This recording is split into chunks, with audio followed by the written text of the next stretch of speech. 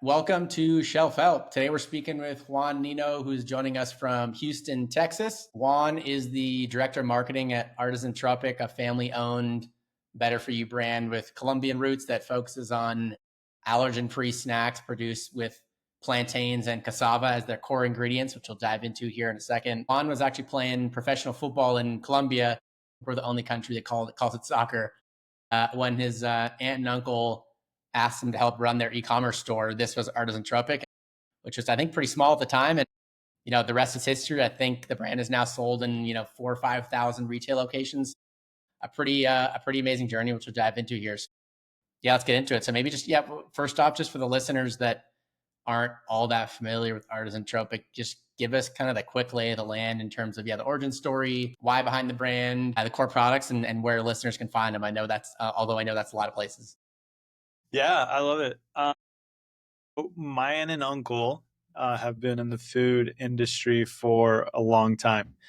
They started a food distribution business in Charlotte, North Carolina, um, about 20 years ago now.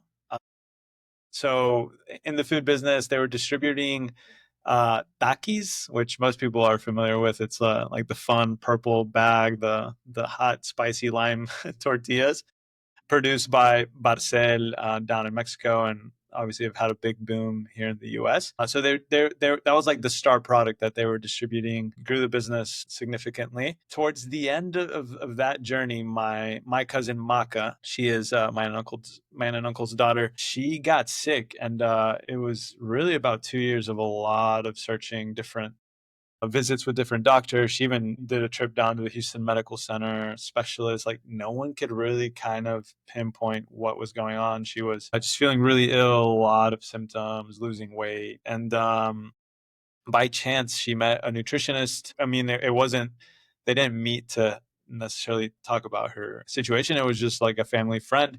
But through conversation, she just started kind of listening to what was going on. And she told Maka, I can help you. I believe this is all rooted in your gut and the food that you're eating, and we can heal you. And so through her, she got diagnosed with Hashimoto's, which is an autoimmune disease, and her healing journey began. I was lucky to kind of be, it was right after I graduated from college, so I was lucky to be in Charlotte when Maka's going through this journey. And we all started kind of really come alongside her, and a lot of us worked with the nutritionist as well. And it was eye-opening. I mean, it was extremely eye-opening. I used to drink Gatorade every day and thought it was like the greatest thing for my body. And I was Same. an athlete, and I was like, this is great for me. And I had the concept of, well, I'm an athlete, I just burn calories, so whatever I eat doesn't matter. I was severely mistaken, but uh, my uncle Maka and Maka's brother, who's now our CEO, they all really fell in love with food, and not just food, but the sourcing, where the food comes from, soil health, how all that impacts our bodies, our communities, the entire ecosystem. And so they were distributing a snack that now we wouldn't eat. I mean, it has seed oils, a bunch of fake colors, preservatives. And so they really wanted to launch a brand that we could enjoy, one, as a family, and two, that really stood for what our values had changed. And so my uncle actually did a couple of trips down to Colombia to different expos, and just trying to connect with producers down in Colombia. They really felt that was where they wanted to produce and bring the product to the United States. And so he happened to meet this awesome plantain farmer down at an expo. He's a second generation farmer. His father owned and ran a bunch of plantain farms down in the coffee region of Colombia. And he made that connection and was really intrigued. They had a manufacturing facility for plantain strips. And so they went down on a trip. The best part of this story is that they go down on this trip and they go to the farm, his name's Oscar. They go to his farm, which is the most incredible agroforest. It is a stunning, stunning. You would never think you're in a farm. You're just thinking this is like a lush rainforest. It's beautiful. But his son was at the breakfast as well. They're meeting as business partners, and he just fell in love with Maka, like at first sight.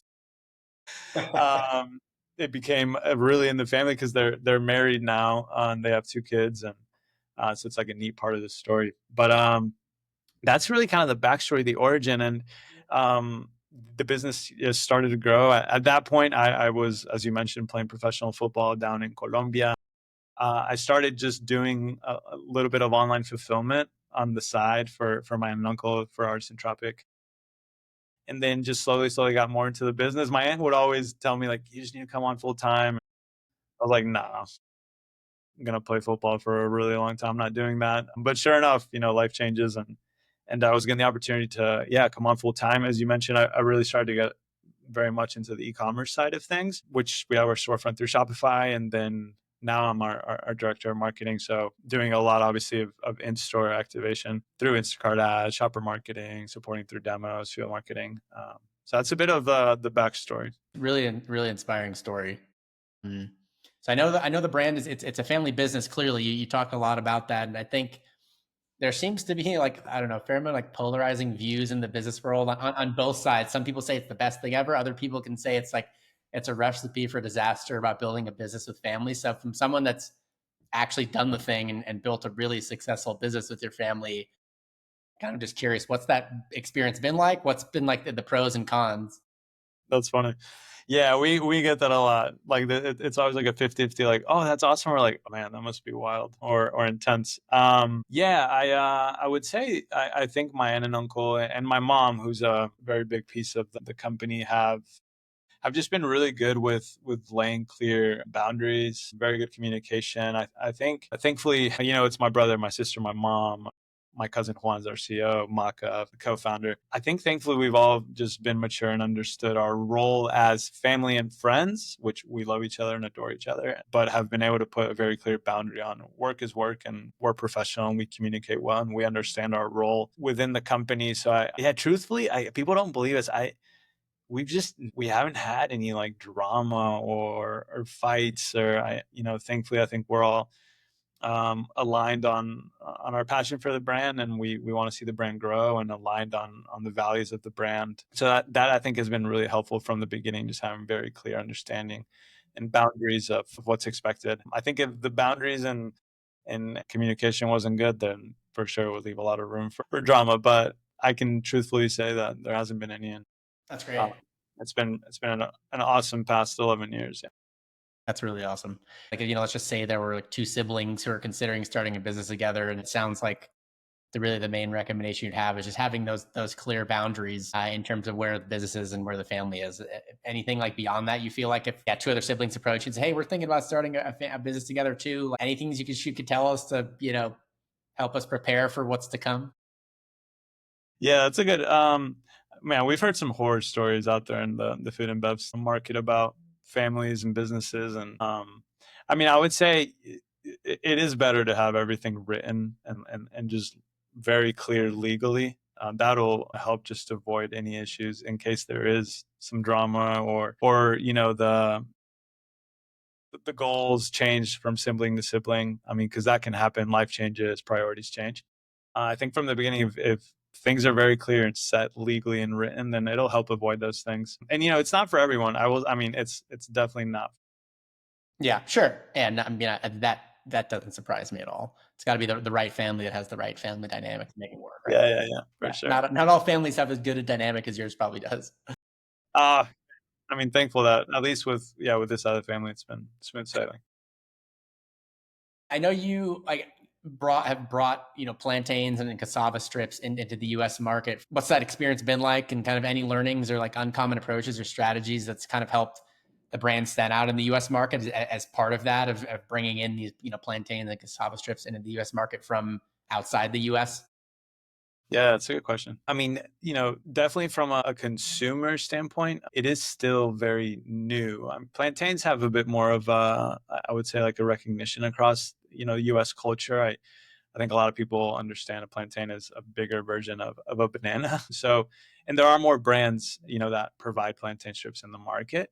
Cassava has definitely been one that maybe the idea of cassava has grown because Siete and other brands do cassava flour tortilla chips, but actually cassava strips, which is what we do, which is simply just slicing the root. We do a quick roast in our production facility and add sea salt. That is still very new. And we see it when we do demos, when we're out doing certain field marketing things, that so many people, if you ask them what is a cassava, they might have kind of an idea of the word, or maybe recognize the, because of Siete and other brands, but they actually could never explain to you what it is, what it looks like, where it comes from. So that piece is still something we are actively trying to improve. The education side, education is expensive too. I mean, it takes manpower, it takes time, money, investment.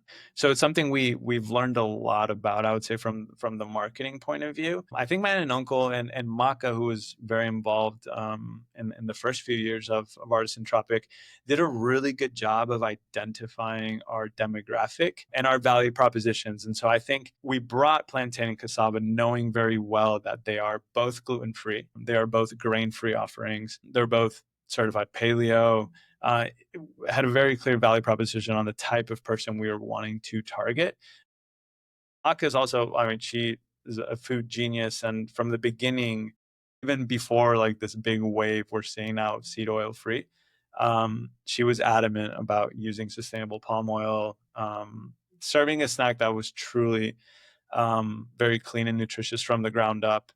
So I think that helped a lot, bringing a product over that isn't necessarily an American staple. Will plantain and cassava chips ever be tortilla chips or potato chips? I don't know. That is something that's been ingrained in American culture for so long. But yeah, it's been really good to grow, and really cool to see that there is that opportunity, to bring something that is different to the U.S. Yeah, that's really cool. I think I read a little while back that at least about 20% of your raw inputs, I assume that's mostly the actual the plantain and the cassava, was coming from actually farms that you guys own, and you have that goal to eventually get that to 100%, which I think is part of this whole regenerative goal, which we'll dive into here in a second. But just in general, like what have you found are the benefits of really being a bit more vertically integrated and owning those raw inputs of your supply chain, and have there been any like challenges or drawbacks on the other side too? Yeah, for sure. Well, first, I think the biggest benefit is you're very connected to the food you're eating. We obviously, modern day culture, we've lost our connection to food, where it comes from. Even 100 years ago, most people were growing part of their food, and that connection to food and understanding where it comes from is really powerful. When it helps us understand how important it is for our bodies that food can truly be medicine. And so I'd say first, that is really powerful, just being connected to the food. Yeah, I mean, it definitely has challenges. As you mentioned, it is around that. I think maybe around 15 to 20% of the raw materials we use come from either land that we own as a company, or land that we've rented out and are managing ourselves. And we have been working very hard to implement regenerative practices in all those farms that we manage down in Colombia. I would say it's been, regeneration isn't this like like straight line that we maybe thought it would be when we first started this process.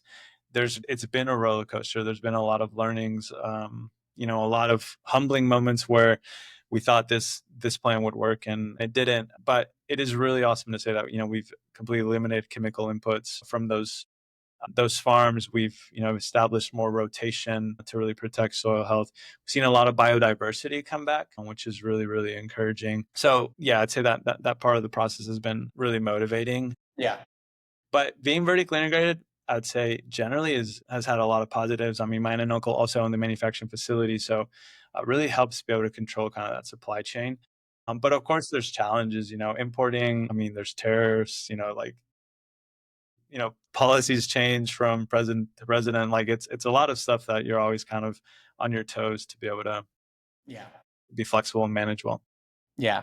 Understanding that everything is pretty much a case by case basis, but if there is a path to do so, would you recommend that they invest the time and resources to be a bit more vertically integrated, whether it's owning your raw inputs and or the actual manufacturing and production as well? I would say, I mean, if there is that possibility, yes, it's 100% worth it. I know it's not possible for everyone, for sure, as you mentioned, but yeah, I mean, for us, 100% worth it. Yeah. See, we touched on the regenerative piece a little bit. I know this is a big focus of the supply chain from your guys' standpoint, and a big part of the brand story. Like, what does your strategy look like generally in terms of kind of educating consumers about this regenerative aspect, and how do you kind of integrate it within your overall marketing and messaging strategy? It's a great question. I mean, I think like our vision as a company is to produce food that is truly nutritious and does good for our employees, our communities, and our consumers. And so everything has to stem from that. I mean, we'd be lying and greenwashing if we're, not genuinely and actively investing and trying to do that. We have learned that the food we eat is only as healthy as the soil in which it was grown. If the soil is full of herbicides, the food that comes from that soil will be full of herbicides, and that's scientifically proven. That's why there's third-party testing now for glyphosate, which is the most used herbicide in the world. I think that not everyone cares, and that's true. Not everyone's going to care that a brand is investing in Regen Ag and that the product is certified free of glyphosate or that is certified free of oils. But there's a huge community, and it's definitely growing, of people that are starting to see food as medicine. So you might pay $1.50 more for our bag of plantain strips, but it's certified and third party tested for a lot of things that in the long run will be harmful for your body. Yeah. And so from a marketing perspective, it's inviting people to come along the story with us. It's educating people on why this matters for you, the consumer, because we believe that long term that will impact not just our planet's health and the soil's health, but human health. And so, yeah, the marketing side is really interesting on the Regen Ag. I mean, like, it's definitely growing, and you kind of get into that bubble of other brands that you're around and that we know, and it's like, this is a big thing. But you go into like your local Walmart and you look around and it's like, it's not that big of a thing yet, but that's the goal. And it's the more you dive into it, the more you see that it's just going back to the way things were done by farmers back years ago. I mean, it's going back to ancestral roots of how farming was approached, of protecting the land, soil, and biodiversity. Because it really is like all connected. If the soil's healthy, animals are healthy. If the food is healthy, humans are healthy. And it's a beautiful cycle. So yeah, and then for me, being able to kind of lead the marketing and be a big part of the voice for our brand on the storytelling side, yeah, something I really take to heart and hope to continue to spread and be able to educate people on. Some people care about these types of things more than others. I mean, it feels like it's somewhat in the proof of the pudding. Like you said, you're able to charge, $1.50 more, and you guys are obviously having a lot of success with it. So it's having some level of impact. There's definitely some level of the market that really cares about it, right? Yeah. And I mean, obviously, like, as a business, you want to be competitive, I mean, that's a reality. Like, you have to sell, you have to be profitable, and you want to be competitive because price is important. It's markets like Whole Foods, there's a ton of great brands doing good things. And so you want to have a clear value proposition and you want to have a good price. I mean, inflation's real. Families have all sorts of different situations. Yeah.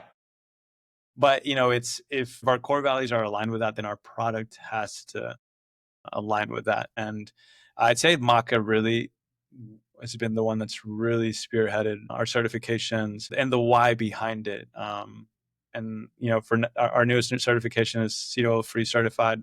So we're third party tested by the Seed Oil Free Alliance. And even though we've always been seed oil free, having that third party testing and transparency for consumers, I think adds a lot of value. So yeah, I mean, obviously, like as you mentioned, some people, yeah, won't care. But I do think the education around food is growing a ton. People are becoming more aware of how important it is. Yeah, totally agree. I totally agree. Shifting gears a bit, I believe you guys launched in Costco like somewhat maybe recently, unless I'm a bit behind the times. Costco is definitely the dream retailer for a lot of brands. So just tell me a bit about that journey of actually getting on the shelf at Costco in terms of getting that first buyer meeting, getting that commitment, and all the steps that kind of led up to a successful launch. Yeah. So my brother Jose our CEO is another Juan, with a lot of Juans in the family. They really kind of spearheaded that project. They got connected to a broker who had really good relationships with some of the buyers in certain regions.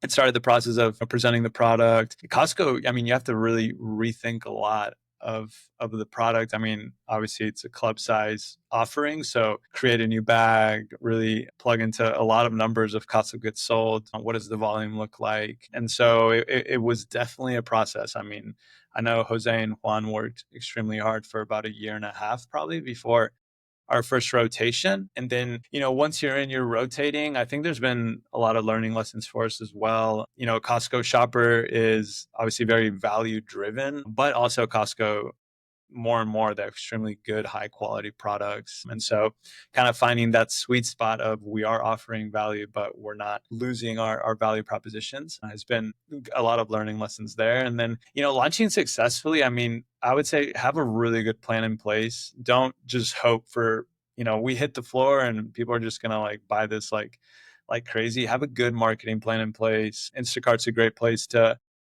move units. They power Costco's 1-day delivery, extremely good cost per unit move for brands there. Whether that's activating influencers for awareness, partnering with Costco for demos is obviously a very good strategy. But have a plan in place, have clear idea of how you're going to really maximize that rotation opportunity you just got, because the performance needs to be there. I mean, Costco moves an incredible amount of money, and the products that are everyday items move an unbelievable amount of velocities. So it's really good to have a plan in place to really maximize that opportunity, because the opportunities come, and if it doesn't go well, it won't come again. So Yeah. thankfully we've had some really good rotations and are hoping for more rotations this year. That's great.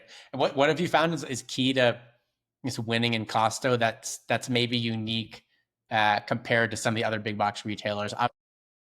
Yeah, I mean, Costco one has like everyone knows, a very cult following, and then people are very into Costco, and so I would say from an awareness perspective, find the right people to partner with. I mean, there's a lot of really good Instagram accounts, influencers that just focus on Costco, and that they're well respected voices within that Costco community. I would say if you're approaching Costco and starting to have those first conversations and looking at a first potential rotation, go walk Costco's frequently. Analyze the trays that people use. If you're a chip, I mean, it's just low hanging fruit. Go analyze what they're calling out, how the trays are made, where are the certifications on a bag at Costco, for example.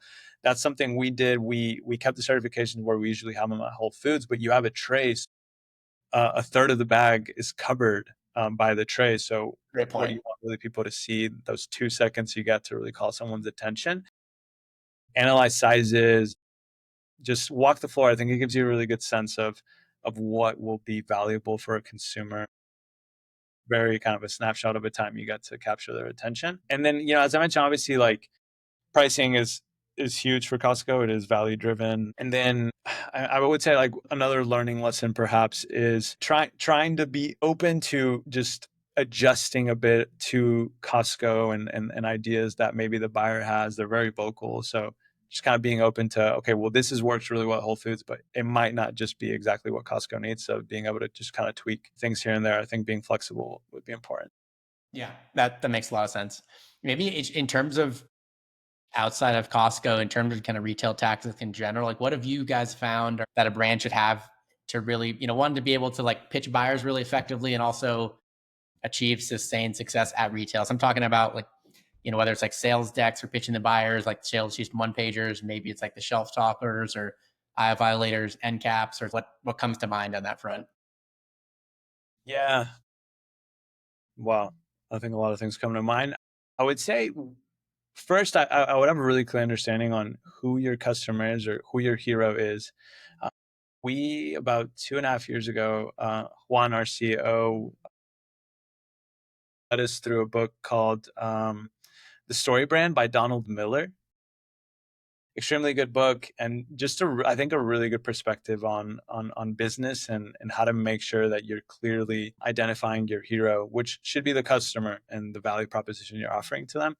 I think that really helped us start really kind of gearing our sales materials decks in the right direction. When you're pitching a deck to a buyer, the buyer should be the hero of that deck. And how am I offering value to his set? What does my product bring that his set currently doesn't have? I think presenting in that way is really powerful. And that really shifted after we did that. And we've opened up a lot of new accounts. I manage our e-commerce, but my brother's director of sales, and we have 2 other sales guys that we've all implemented making the buyer or the person in charge of making those decisions the hero, and are seeing the results. we've opened up Thrive Market. We've opened up our crackers in a lot of different retailers the past year. Sprouts, Harris Teeter. We were growing a ton into the food service area, which is one of our sales guys that's crushing it there. We've opened up at Netflix, Meta, all these big high scale offices, and really through a lot of that framework of understanding who the hero is. It's not you, it's your consumer and the buyer. So I'd say that's important. I think another thing we've learned a lot from our CEO and an advisor that we work with, his name's Elliot Began, is really measuring well everything you're doing as best as possible. Have something that you can measure performance with, even if it's just a simple influencer campaign. Like, what is my measuring stick for this campaign? What are the KPIs that I'm expecting? And having a control group, some sort of way to measure the impact of what you're doing. I think a lot of brands, they maybe have a lot of funding or the capacity to power a lot of money behind what they're doing, but maybe they're not measuring extremely well that performance. I think cost per unit moved is a good measure for brands, making sure what you're activating is moving units at a reasonable price. It's not sustainable to move units at an extremely high price over a long time. So I'd say that those are some tips that we've seen a lot of good results in those 2 years. Yeah, it was really helpful. A similar question I had, it seems like the more retail distribution footprint expands, the more like one-off requests a brand gets from each kind of retail or retail group that they're working with, whether it's special SKUs or pack sizes, like you said, for Costco, or maybe it's like, the Sprouts group is asking from some other specific SKU, or maybe it's just like retailer specific media and ads that obviously take, a fair amount of design resources because you have to design them specifically for that each one-off retailer rather than having something you can use everywhere. Like, how should brands think about like balancing the need to go like above and beyond for retailers versus obviously maintaining margins and staying within your budget? Well, I mean, it really depends on your goal. I think not a lot of brands in food and bev have a goal of being profitable. I think the goal for a lot of brands, especially emerging brands, is just to have massive growth, because that's what a lot of investors want. They just want massive growth and then not necessarily a profitable business. So I'd say it depends on the brand. But I think as far as adhering to specific requests from retailers, it really depends on the depth of the partnership, the volume that partnership will move for your brand. For us, there's certain retailers that their specific requests will be taken very seriously because of the amount of revenue that they produce for us. While not that these other retailers aren't as important, but their impact for our bottom line isn't as big.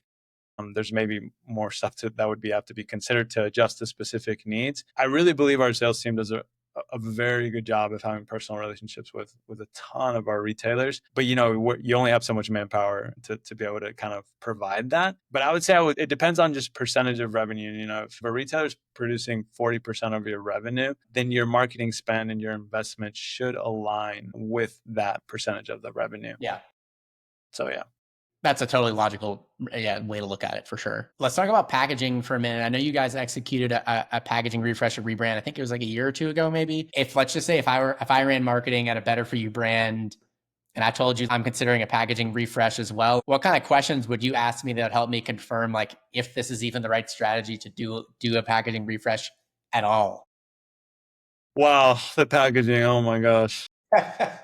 Endless hours we've spoken about packaging. Yes, we did do an in-house packaging refresh, and it was actually about 4 years ago now. But it really hit the market about 3 years ago now. I just laugh because, man, holy cow, we've learned a lot about packaging. I would say if you are an emerging brand and you have the capacity to hire an agency that specializes in food and bev packaging, go for it. It will save you a lot of headaches in the future. There's people that are specialists. They understand really well the hierarchy of a packaging.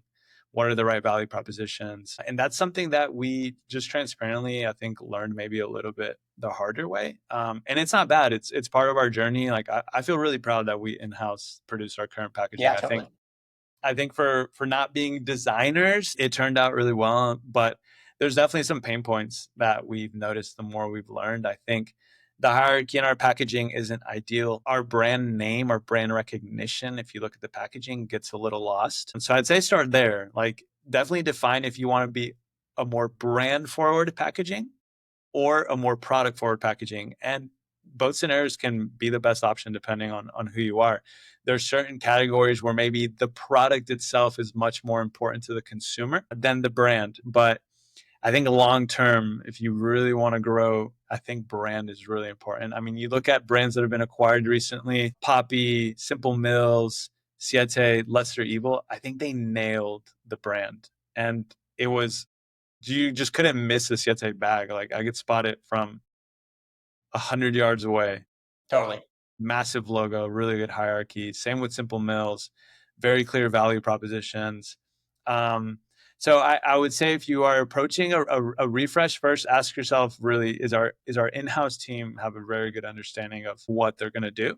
Because not everyone can afford an agency, and that's totally okay. And if you are going to work with an agency, then have a really good idea of your vision, your mission, who your brand is, so that can be really reflected in a visual way on, whether it's a can, box, bag. But yeah, we've learned a lot, and we're still learning, but excited for Totally. things to come. A question on that front, how do you balance that need for like a fresh look, also with the importance of like keeping some of those familiar legacy brand elements for the existing customers that they know and like recognize when they come in and try to find the product on the shelf? Is like they're still going to know, okay, this is the brand I'm familiar with, I'm comfortable with, and I know how and where to find it. Yeah, it was that was hard in the refresh for sure. I mean, you want to be able to kind of bridge the gap of what you were and the new refresh. I think we did a really good job of keeping the logo structure, and the overall kind of hierarchy was the same. We just added a bit more color and movement, some new elements. So it wasn't too drastic, but I mean, that is like something we've talked about internally, is like, if we do see that there's a need to really enhance our packaging in a more brand forward way, that we really want the brand to be the hero, from what we have right now, that would require a lot more of a kind of a restructure. And those are big questions. Like there is certainly brand equity already. We've been in business for 11 years.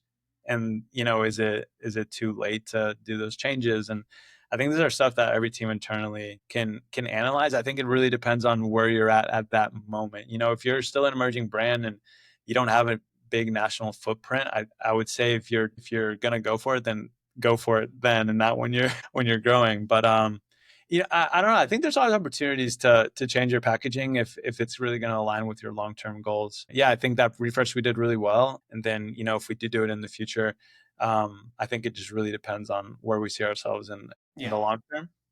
But yeah, packaging is fun. It's a deep world. For sure. Totally. There's a lot of nuance to it. Shifting gears a bit, talking about talent, what does your team look like in the marketing side of things? And that could be, include internally, also, contractors, agencies, like I guess your whole internal and extended team, let's say. Yeah. So we, as a marketing team, have kind of shifted and evolved a little bit. My cousin Maka was director of marketing for, I'd say probably the first 6-7 years of the company. She just did an extremely good job of building up a really, really good community of people through her newsletter, social media. We have such an engaged community. I think she really laid kind of the groundwork for that. And I was able to come in and continue that. Right now, our marketing team really is me. We do work with we're kind of working a little bit with an agency on a few things, and then we occasionally work with a graphic designer down in Colombia, really talented guy, and helps us with a few things here and there. I think ideally, like, we would have a bigger marketing team, but right now where we're at, expanding our talent is not a priority for our budget and our goals. But I think it's also been a really awesome opportunity. I think if you have the opportunity, which so many emerging brands do, and entrepreneurs do, is you learn a lot about a lot of things. And so for me, it's been this really special, and I'm so grateful for it, that I've learned how to design packaging. I've learned how to use Klaviyo and activate flows and campaigns and design newsletters and SMS. And then I've also learned a ton about field marketing and shopper marketing and how to set up Instacart ads and Google ads and an endless amount of stuff that if I would have been in a bigger company, which isn't a bad thing, but I wouldn't have learned, because my role would have been much more focused on one thing or a few things. And so I'd say if you are able to to have that opportunity to do a lot of the marketing side. I think in the long term, it's so beneficial because you understand a lot of the nuances and ins and out. And when your team does grow, you're able to really provide a lot of wisdom and value to the people you work with. As you're thinking about as a brand grows, expanding your team and or just other hires you guys have on the team has made overall, what do you look for when you're on the search for talent? And like whether whatever role it is there anything that feels like a must have across any role that you hire? Yeah, I think Juan, our CEO, and my uncle have done a really good job of first prioritizing just character. My aunt always says that the most important thing is good attitude. And so I think they've done a really good job of bringing in just a really good human kind of aspect for our talent. I mean, everyone for Artisan Tropic is incredibly flexible, is a really positive, very good attitude, very open to helping, even if it's not necessarily their role. I think they've done a really good job of that. First, prioritizing character, honesty, integrity, hard work. And then obviously, you do want to bring people on that understand different aspects of the business that can offer experience and value to different positions. I think as we grow, I mean, for sure, someone else on the marketing team is something that we really want to bring on. Potentially a chief financial officer, and also a chief operational officer. Just people with experience that can help guide us, kind of take us to another level on our finances and operations. So Yeah, totally. Yeah, those all sound like smart hires. Well, yeah, Juan, this has been awesome. Really appreciate the time. I think this is going to be valuable for a lot of like up and coming CPG operators. Where can people find you and follow along? And where's the best way for people to follow along with Artisan Tropic as well? Yeah, well, I mean, follow us on Instagram at Artisan Tropic. Please subscribe to our newsletter. I think our newsletters are, very valuable. We provide a lot of good information as far as food, educational, and have a really cool community there. And you can find our products nationwide at Whole Foods, Market, Sprouts. We're rotating more frequently into Costco, Harris Teeter, Fresh Market, Hannaford, Fresh Time, HEB. And if you ever, I mean, I truthfully say this, if you ever have questions, just want to pick my brain, please reach out to me through email. I love connecting with people, or find me on LinkedIn. My email is jnino@artisantropic.com. Awesome. That's super generous. We'll definitely share a link out to the newsletter when we post this. But yeah, appreciate the time, Juan. This has been great. Thank you, man. I really Alrighty. enjoyed that. It was good Yeah, to see you. likewise.